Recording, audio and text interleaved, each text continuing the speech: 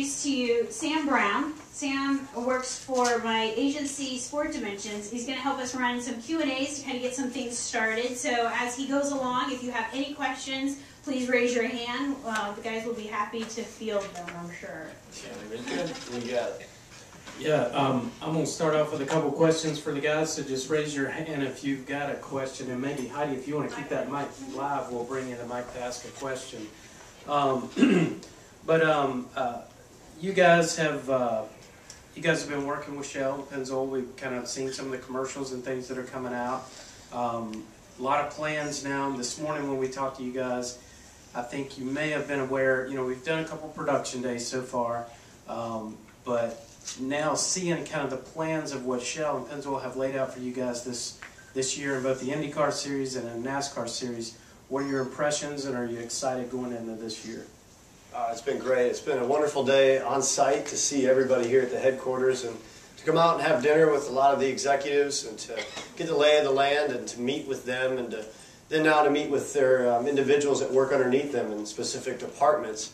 It's been a mind-boggling day. Lots of information. We've learned everything there is to know about oil and fuel. I just thought that it made our cars go faster, but let alone there's a lot of technology that's in it. So it's really neat just to see the enthusiasm and just the people here in Houston that are excited about NASCAR and IndyCar, and to feel that enthusiasm and now go pour it into our race cars, literally, right? And get out there and hit the track running hard this year. So it's really exciting. I get on track in 9 days. And so we're right around the corner from the Daytona 500, and I know you guys are excited. So it's good to talk with you guys today. Yeah, it definitely was a unique experience. Certainly to know about the brand and to understand, it was really neat. And as Kurt was saying, to see that everybody here seems to be a big family, and we just joined and been part of it now. So it's quite an honor, and we are extremely excited. He has 9 days. I have a little bit longer. My race starts only March 27, but I'll be supporting this guy over there in the Daytona. If he needs a yellow, I'll throw something. Just kidding. Oh boy, somebody might be recording. The yellow comes out. Somebody recording. But no, certainly it's been an adventure day, and I just can't wait. I just can't wait to be on the racetrack, representing the colors, the brand, Shell V-Power at Indianapolis and other events as well. So hopefully we're going to have the result that we are looking for, and we continue having fun as well. Well, speaking of which, 9 days Kurt will be on track, and then we have the Bud Shootout weekend coming up, and then following that will be qualifying, the Gatorade Duels, and then the Daytona 500 on February 20th. This morning it was pretty interesting. You were telling us that the Daytona International Speedway has been totally repaved. Yeah. I don't know if anybody remembers last year the pothole incident, but the track has been totally repaved. And I think it's the first time in 20-some years that the track has been redone, and it's a different track and a different race, and I think Kurt can give us a little bit of insight on that. Yeah, it's a whole new look down in Daytona with the fresh asphalt. This last paving job lasted 30 years. One previous to that was 30 years. So this is something that doesn't happen all that often. And with the way that the track is now, it's so smooth, there's a lot of grip, and so the cars, you can maneuver anywhere you want to. Whereas before, the track was real slick, the car would get real sideways if you tried to turn the wheel too hard, getting down into the corner.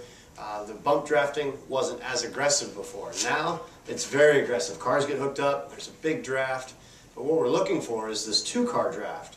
Two cars can hook up and stay nose to tail if you do it just right and pull away from the pack, and you're 4 seconds quicker a lap than the regular guys by themselves.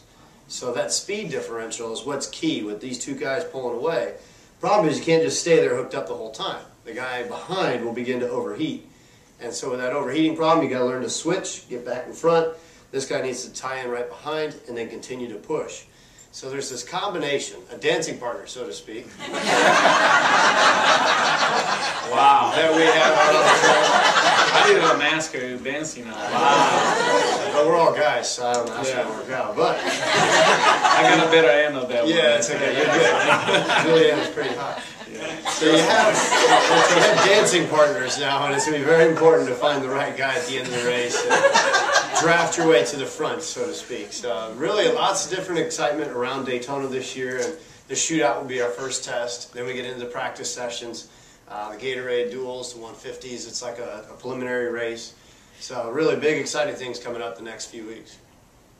All right, we'll open it up to some questions out here for these guys. I'm just wondering about Talladega. They're making comparisons between, Daytona and Talladega.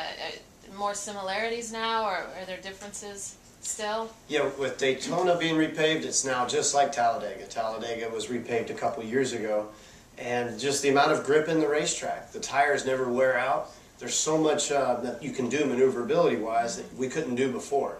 And so that's why the cars are staying hooked up easier, because it's easier to drive. It'd be like finding Interstate 10 at 4 a.m. with nobody out there and you can do anything you want. I'm not recommending it.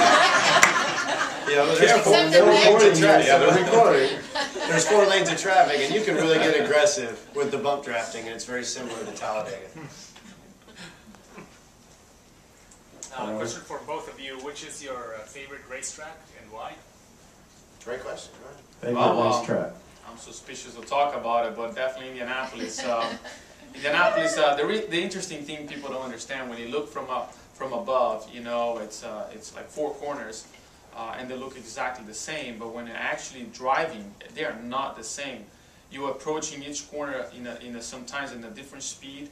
But the interesting thing is they have different banking, and that makes very challenging for the driver. So it's not only go flat out, 4 corners and 4 laps for a qualifying, for example.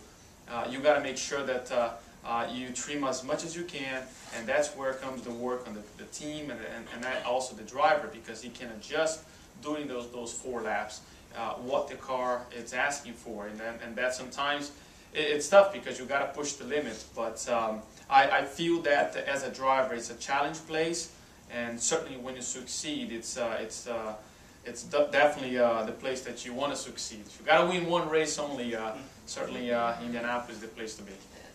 Yeah, it's tough to pick your favorite track on the NASCAR circuit. There's 23 different tracks that we go to, so you have to learn to like them all. You can't have many of them that you dislike, because those will be challenging tracks for you each and every time that you go there. The mental preparation or the team's motivation, so to speak. But really my favorite has to be Bristol Motor Speedway. It's our shortest track.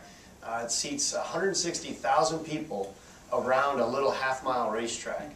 So it's a small little itty-bitty racetrack. The grandstands go 10, 15 stories tall, and it's just the atmosphere there. It's electric during the night race, during the summertime.